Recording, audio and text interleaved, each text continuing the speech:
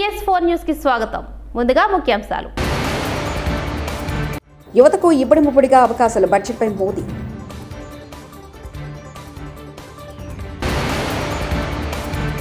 కేంద్ర బడ్జెట్లో తెలంగాణకి ఇచ్చింది గుండు సున్నా కేటీఆర్. కంటోన్మెంట్ ఎమ్మెల్యే కుమారి లాస్యాన నేత అకాల మరణం పట్ల తీవ్ర సంతాపాన్ని వ్యక్తం చేస్తున్న సీఎం రేవంత్ రెడ్డి. అనేక మందిని పొట్టన పెట్టుకున్న జగన్ రెడ్డి ఈరోజు సేవ్ డెమోక్రసీ అంటూ ఢిల్లీ వెళ్తున్నారు. సీఎం చంద్రబాబు వ్యాఖ్య. కేంద్ర ఆర్థిక మంత్రి నిర్మలా సీతారామన్ మంగళవారం లోక్సభలో ప్రవేశపెట్టిన 2024-25 వార్షిక బడ్జెట్ ప్రధాని నరేంద్ర మోదీ స్పందించారు. దేశ ఆర్థిక అభివృద్ధికి కొత్త పుంతలు తొక్కించే బడ్జెట్ ఇదని, యువతకు ఇబ్బడి ముబ్బడిగా అవకాశాలు లభిస్తాయన్నారు. యువత నైపుణ్యాలను పెంచే బడ్జెట్ అని తెలిపారు. సమాజంలో అన్ని వర్గాలకు సాధికారత కల్పించినట్లు చెప్పారు. बहुत बहुत बधाई की पात्र है। साथियों, ये बजट समाज के हर वर्ग को शक्ति देने वाला बजट है।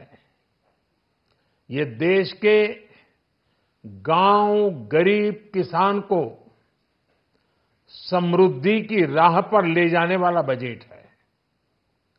पिछले 10 वर्षों में 25 करोड़ लोग गरीबी से बाहर निकले हैं। రేపు శాసనసభలో జాబ్ క్యాలెండర్, నిరుద్యోగుల డిమాండ్లపై, నిరుద్యోగుల మీద జరిగిన దాడులపై చర్చ జరపాలని స్పీకర్ని కోరిన హరీష్ రావు. నిరుద్యోగుల పోరాటాన్ని అణిచివేస్తున్న తీరు, నిరుద్యోగుల మీద అక్రమంగా పెడుతున్న కేసులు, నిరుద్యోగ యువతీ యువకులను హాస్టళ్లలో చొరబడి వాళ్లను కొడుతున్నటువంటి తీరు, అశోక్ నగర్ సెంట్రల్ లైబ్రరీలో దాడి చేసిన తీరు, ఈ యొక్క మొత్తం నిరుద్యోగ సమస్యలు, అదేవిధంగా జాబ్ క్యాలెండరు, గ్రూప్ 2, గ్రూప్ 3 ఉద్యోగాలకు పోస్టుల సంఖ్య పెంచడము, దీని మీద రేపు చర్చ పెట్టాలని చెప్పి బీఆర్ఎస్ పార్టీ తరఫున స్పీకర్ గారి ముందు ప్రతిపాదన పెట్టాం. రేపు నిరుద్యోగుల ఎజెండాను తప్పకుండా చేపట్టాలని, దీన్ని మీద చర్చ జరపాలని, ఈ రాష్ట్రంలో లక్షలాది మంది నిరుద్యోగ యువతీ యువకులను కాంగ్రెస్ పార్టీ మోసం చేసింది. మీరు ఆ రోజు వాళ్లకు పంచరంగుల ప్రచారం చేసిండ్రు, కలలు చూపించిండ్రు, జాబ్ క్యాలెండర్ ఇస్తామని, 2 లక్షల ఉద్యోగాలు ఇస్తామని ఫుల్ పేజ్ అడ్వర్టైజ్మెంట్లు ఇచ్చి ఇవాళ వాళ్ళను రోడ్ల మీదకి తెచ్చినారు, వాళ్ళ మీద అక్రమ కేసులు పెడుతున్నారు. దాని మీద రేపు చర్చ జరగాలని చెప్పి బీఆర్ఎస్ పార్టీ పక్షాన బీఎస్సీలో చెప్పడం జరిగింది. కేంద్ర బడ్జెట్లో ఏపీకి వరాలు అందడంపై ముఖ్యమంత్రి చంద్రబాబు నాయుడు ఆనందాన్ని వ్యక్తం చేశారు. కేంద్ర బడ్జెట్లో ఏపీకి తగిన గుర్తింపు కలిగిందన్నారు. 15,000 కోట్లు అమరావతికి ఇవ్వడానికి బడ్జెట్లో పెట్టారన్నారు. పోలవరం నివేదికలో సమాంతరంగా డయాఫ్రామ్ వాల్ కట్టాలి అని చెప్పారు. దీనికి కేంద్రం మద్దతు ఇస్తామని కూడా చెప్పారన్నారు. వెనుకబడిన జిల్లాలో ప్రకాశం జిల్లాను కూడా చేర్చారన్నారు. ఎకనామిక్ గ్రోత్కు కూడా ముందుకు వచ్చారని తెలిపారు. Our government is fully committed to financing and early completion of the Polavaram irrigation project, which is the lifeline for Andhra Pradesh and its farmers. This will facilitate our country's food security as well. Under the act, కేంద్ర budget AP Bihar budget లాగా ఉందని TRS working president KTR అన్నారు. మంగళవారం మీడియాతో మాట్లాడుతూ ఏపీకి ఇచ్చిన దానిపై మాకు బాధ లేదు, అసూయ లేదని అన్నారు. ఏపీ పునర్విభజన చట్టంలో ఏపీతో పాటు తెలంగాణ కూడా ఉందని గుర్తు చేశారు. బీజేపీ గతంలో తెలంగాణలో 4 ఎంపీలు ఉంటే ఇప్పుడు 8 మంది ఎంపీలు ఉన్నారన్నారు. తెలంగాణ బీజేపీ ఎంపీలు సాధించింది ఏమీ లేదని విమర్శించారు.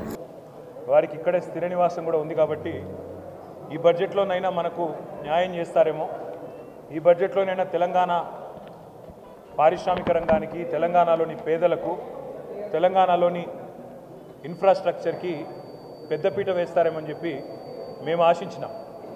కానీ దురదృష్టం, ఇవాళ 48,21,000 కోట్లతో బడ్జెట్ పెట్టినప్పటికీ అందులో పెద్ద ఎత్తున కొన్ని రాష్ట్రాలకు పెద్దపీట వేసినప్పటికీ తెలంగాణ ప్రస్తావన మాత్రం లేకపోవడం అనేది నిజంగా కూడా బాధాకరం, శోచనీయం. తెలంగాణలో 4 బీజేపీ ఎంపీలు గతంలో ఉంటే ఇవాళ తెలంగాణ ప్రజలు ఆ సంఖ్యను రెట్టింపు చేసినారు, 8 మందిని గెలిపించారు. అయినప్పటికీ 8 రూపాయలు కూడా కేంద్ర ప్రభుత్వం ఈ బడ్జెట్లో ఇవ్వకపోవడం అనేది నిజంగా బాధాకరం, తీవ్రంగా కూడా తెలంగాణ ప్రజలందరినీ కూడా విస్మయపరిచిన అంశం. బడ్జెట్ చూస్తూ ఉంటే ఇప్పటిదాకా నేను కామెంటరీ కూడా వింటూ ఉన్నాను. ఇది కేంద్ర బడ్జెటా లేకపోతే బీహారు ఆంధ్రప్రదేశ్కు సంబంధించిన బడ్జెటా అనే విధంగా ఇవాళ చాలామంది మాట్లాడుతూ ఉన్నారు. మాకేమీ ఆంధ్రప్రదేశ్కి ఇచ్చినందుకు బాధ లేదు. సాటి తెలుగు రాష్ట్రం తప్పకుండా వారు బాగుండాలి, మంచిగా ఉండాలని కోరుకుంటోళ్ళం తప్ప వారికి నష్టం జరిగితే మేము కూడా బాధపడతాం. కానీ ఆంధ్రతో పాటు ఆంధ్రాకు ఇచ్చినట్టుగానే మీరు ఆంధ్రప్రదేశ్ తెలంగాణ అసెంబ్లీ సమావేశాలు ఇవాళ ప్రారంభమయ్యాయి. అసెంబ్లీలో సంతాప తీర్మానాన్ని ప్రవేశపెట్టారు.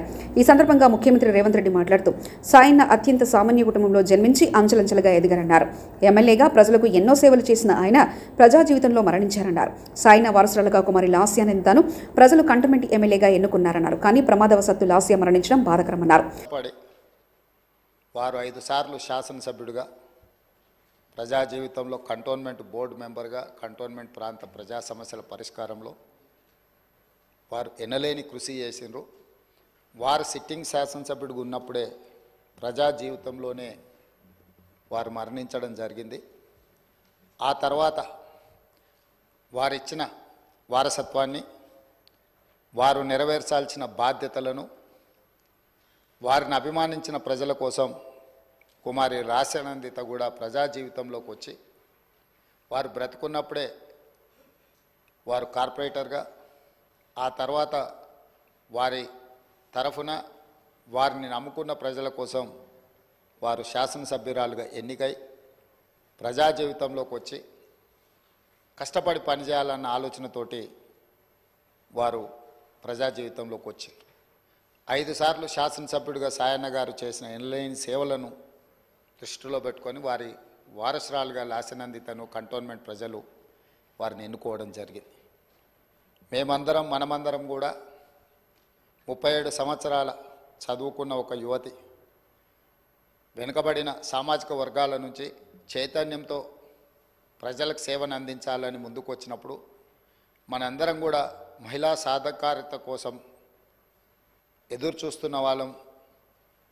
ఆ మహిళల తరఫున ప్రజాప్రతినిధి ఇక్కడికి వచ్చి పంచాయతీరాజ్ నిధుల మళ్లింపుపై శాసనమండలిలో మాట్లాడిన గౌరవ ఉప ముఖ్యమంత్రి పవన్ కళ్యాణ్, సర్వశ్రీ దువ్వారపు రామారావు గారు, వి తిరుమల నాయుడు గారు, కంచర్ల శ్రీకాంత్ గారు, గౌరవ ఎమ్మెల్సీ వారు 3 ప్రశ్నలు అడిగారు. అధ్యక్ష, పంచాయతీరాజ్ గ్రామీణాభివృద్ధి శాఖకు సంబంధించి వారు అడిగిన ప్రశ్నల్లో మొదటిది పంచాయతీలకు విడుదల చేసిన 14 మరియు 15 ఆర్థిక సంఘం నిధుల్లో దాదాపు 9,000 కోట్లను ప్రభుత్వం దారి మళ్లించిన విషయం వాస్తవమేనా? రెండో ప్రశ్న, కేంద్ర ప్రభుత్వ అధికారులు కొన్ని పంచాయతీలను సందర్శించి కొన్ని అవకతవకల్ని ఎత్తి చూపడం కూడా వాస్తవమేనా? మూడో ప్రశ్న అయితే ఒకవేళ వాస్తవం అయితే దాని మీద ఆ వివరాలపైన దానిపైన తీసుకున్న చర్యలు ఏమిటి? మొదటి ప్రశ్నగా అధ్యక్ష, 9,000 కోట్లను గత ప్రభుత్వం దారి మళ్లించిందా లేదా అనేది అడిగారు అధ్యక్ష. దానికి మా సమాధానం అవునండి. కేంద్ర ఆర్థిక కమిషన్ గ్రాంట్లలో మళ్లింపు జరుగుతోంది. ఇప్పటి వరకు భారత ప్రభుత్వం రాష్ట్రంలో కక్ష సాధింపుకు తావులేదు. మా పార్టీ నాయకులు, కూటమి నాయకులకు కూడా ఇదే చెప్తున్నా. అదే సమయంలో తప్పు చేసిన వాళ్ళని కూడా వదిలే ప్రసక్తి లేదు. శాంతి భద్రతల విషయంలో నేరగాళ్లకు ఒకటే హెచ్చరిక చేస్తున్నా. మొన్నటి వరకు మీ ఇష్టం వచ్చినట్లు చేశారు, ఇక మీ ఆటలు సగమని హెచ్చరిస్తున్నా. మనందరం కూడా మాట్లాడుకున్నప్పుడు కొన్ని డిస్కస్ చేశారు. నేను నా రాజకీయ జీవితాల దిశ ఇంతవరకు ఎప్పుడు కూడా హత్యకు మళ్ళీ సమాధానం హత్య అనేది నా ఉద్దేశం కాదు. ఎప్పుడైతే కక్షకు మనం పోతామో అక్కడి నుంచి ఇది రావణాసుడి కష్టమారిగా తయారవుతుంది. నేను ఇక్కడ తప్పు చేసిన వ్యక్తుల్ని ఎట్టి పరిస్థితుల్లో వదిలిపెట్టాం. తప్పు చేసిన వాళ్ళని చట్టపరంగా శిక్షిస్తాం, దాంట్లో సందేహమే లేదు. కానీ చట్టాన్ని మన చేతుల్లోకి తీసుకుని మేము కూడా ప్రతీకారం తీర్చుకుంటామంటే మాత్రం చాలా సమస్యలు వస్తాయి. నేను అందుకే ఇక్కడే మెంబర్స్ అందరినీ ఒకటే కోరుతున్నా, రాష్ట్రంలో హింసకు తావులేదు. అయితే అదే సమయంలో నేరగాళ్లకు ఒకే హెచ్చరిక చేస్తున్నా, మొన్నటి వరకు అధికారం అండతో నేరాలు ఘోరాలు చేశారు, ఇక సాగవని గట్టిగా ఈ సభ ద్వారా హెచ్చరిస్తున్నానని చెప్పి కూడా నేను తెలియజేస్తున్నాను. ప్రభుత్వ టెర్రరిజంతో పెట్టుబడులు పరారైపోవడం, నాకు అమర్ రాజా ఇండస్ట్రీస్ ఒకప్పుడు అధ్యక్ష ఏదైతే అమర్రాజా పెట్టారో వాళ్ళంతా ఒకటి ఆలోచించారు. చిత్తూరు జిల్లా మేము మా జిల్లాలో ఇండస్ట్రీ పెట్టాలని ఇండస్ట్రీ అతను పెడితే అతన్ని ఎన్ని విధాల ఇబ్బందులు పెట్టాలని ఇబ్బందులు పెట్టి ఇప్పుడు పెట్టుబడులు వేరే రాష్ట్రానికి పోయే పరిస్థితి వచ్చింది. అంటే సొంత రాష్ట్రంలో పుట్టిన పారిశ్రామికవేత్త కూడా పెట్టుబడి పెట్టలేని పరిస్థితి, పెట్టినా కాపాడుకోలేని పరిస్థితి వచ్చిందంటే అది ఆనాటి దుస్థితి. 24% నిరుద్యోగం, దేశంలోనే అతిపెద్ద నిరుద్యోగం ఉన్న రాష్ట్రం మన రాష్ట్రం అయ్యే పరిస్థితికి వచ్చింది. 5 ఏళ్లలో అధ్యక్ష విపరీతంగా క్రైమ్ రేటు పెరిగింది. నాడు నేడు అంటూ గత ప్రభుత్వం చేసింది మొత్తం ప్రచార ఆర్భటమే. 2 విడతల్లో చేసిన నాడు నేడు పనులు మొత్తం అవినీతి నాసిరకం. 2 విడతల్లో పనులు మొత్తం పెండింగ్లో పెట్టారు. 3వ విడత అసలే మొదలు కాలేదు. 900 కోట్ల పెండింగ్ బిల్లులు పెట్టి వెళ్లారు. ఖర్చు పెట్టిన దాంట్లో మొత్తం అవినీతి జరిగిందని దానిపైన విచారణ జరుగుతుంది.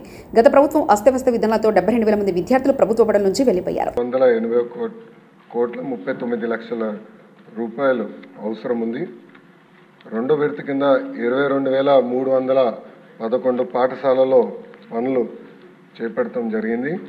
కానీ ఇది కూడా పూర్తి చేసేదానికి 3,907.75 కోట్ల రూపాయలు అవసరం ఉంది. 3వ విడత కింద 14,845 పాఠశాలల్లో ఎలాంటి పనులు ప్రారంభించలేదు. ఆ పాఠశాలలో ఈ కార్యక్రమం పూర్తి చేసేదానికి 3,088 కోట్ల రూపాయలు అవసరం ఉంది. రెండో ప్రశ్న వివరాలు. నిధులు కేటాయింపులు ఖర్చులు ఎనెక్షర్ 1లో జతపరిచాం. 3వ ప్రశ్నకి సమాధానం. గత ప్రభుత్వం 900 కోట్ల రూపాయలు పెండింగ్ బిల్స్ పెట్టడం జరిగింది. ఈ కార్యక్రమం పూర్తి చేసడానికి 7,877 కోట్ల. గత జగన్ రెడ్డి ప్రభుత్వంలో పోలీస్ వాహనాలు కొని వాటికి డబ్బులు కట్టనందుకు మహేంద్ర వాళ్ళు ఏపీ పోలీసులను బ్లాక్ లిస్టులో పెట్టారు. మేము వచ్చిన తర్వాత అవి కట్టాల్సి వచ్చింది. కానీ దానికి బిల్స్ కూడా పేమెంట్ చేయకపోవడం వల్ల ఏపీ పోలీసుని లాస్ట్ గవర్నమెంట్లో మహేంద్ర వాళ్ళు బ్లాక్ లిస్ట్లో పెట్టుకున్నారు అధ్యక్ష. అది చాలా సిగ్గుచేటు అన్నమాట. అది బ్లాక్ లిస్ట్లో పోలీస్ డిపార్ట్మెంట్ పెట్టుకొని ఈ రోజుకి కూడా కోర్టులో వాళ్ళు వేసుకుంటే మొన్న ఈ గవర్నమెంట్ వచ్చిన తర్వాత 13 కోట్ల రూపాయలు దానికి వెహికల్స్ కూడా చెల్లించడం జరిగింది అధ్యక్ష. ఇప్పుడైతే సుమారుగా దగ్గర మనకున్న వెహికల్స్ 8,000 వెహికల్స్లో దగ్గర 50% వరకు కూడా అవన్నీ కూడా స్క్రాప్కి ఇవ్వాల్సిన పరిస్థితి ఉంది అధ్యక్ష. వాహనాలు అయితే ఉన్నాయి అధ్యక్ష, కొరత ఉంది అధ్యక్ష. ల్యాండ్ టైటిలింగ్ యాక్ట్ బిల్లు రద్దు చేస్తూ అసెంబ్లీ ఏకగ్రీవ ఆమోదం.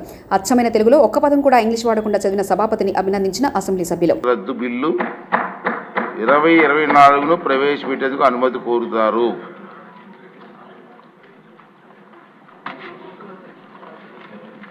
Honorable Speaker, sir, I beg to move for leave to introduce the Andhra Pradesh Land Titling Repeal Bill 2024.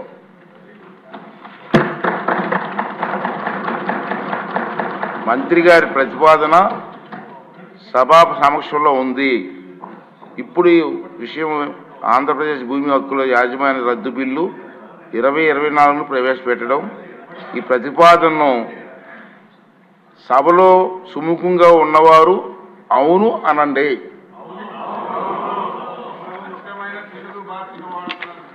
Vijayawada health university పేరు తిరిగి మళ్ళీ ఎన్టీఆర్ హెల్త్ యూనివర్సిటీగా మారుస్తూ అసెంబ్లీ ఏకగ్రీవంగా ఆమోదం తెలిపింది. డాక్టర్ వైఎస్ఆర్ ఆరోగ్య విజ్ఞాన శాస్త్రముల విశ్వవిద్యాలయ సవరణ బిల్లు 2024ను ప్రవేశపెట్టేందుకు అనుమతి కోరుతారు. I beg to move for leave to introduce the Dr. YSR University of Health Sciences Amendment Bill 2024. మంత్రి గారి ప్రతిపాదన సభా సమక్షంలో ఉంది. ఇప్పుడు విషయం డాక్టర్ వైఎస్ఆర్ ఆరోగ్య విజ్ఞాన శాస్త్రముల విశ్వవిద్యాలయం సవరణ బిల్లు 2024ను ప్రవేశపెట్టడం. ఈ ప్రతిపాదనను సుముఖంగా ఉన్నవారు అవును అనండి.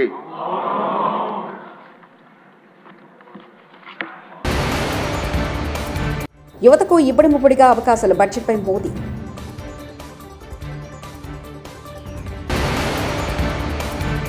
కేంద్ర బడ్జెట్లో తెలంగాణకిచ్చింది గుండు సున్నా కేటీఆర్. కంటోన్మెంట్ ఎమ్మెల్యే కుమారి లాస్యాల నేత అకాల మరణం పట్ల తీవ్ర సంతాపాన్ని వ్యక్తం చేస్తున్న సీఎం రేవంత్ రెడ్డి. అనేక మందిని పొట్టన పెట్టుకున్న జగన్ రెడ్డి ఈరోజు సేవ్ డెమోక్రసీ అంటూ ఢిల్లీ వెళ్తున్నారు. సీఎం చంద్రబాబు వ్యాఖ్య. TS4 న్యూస్ ఇంతటితో సమాప్తం. చూస్తున్నారండి TS4 తెలుగు.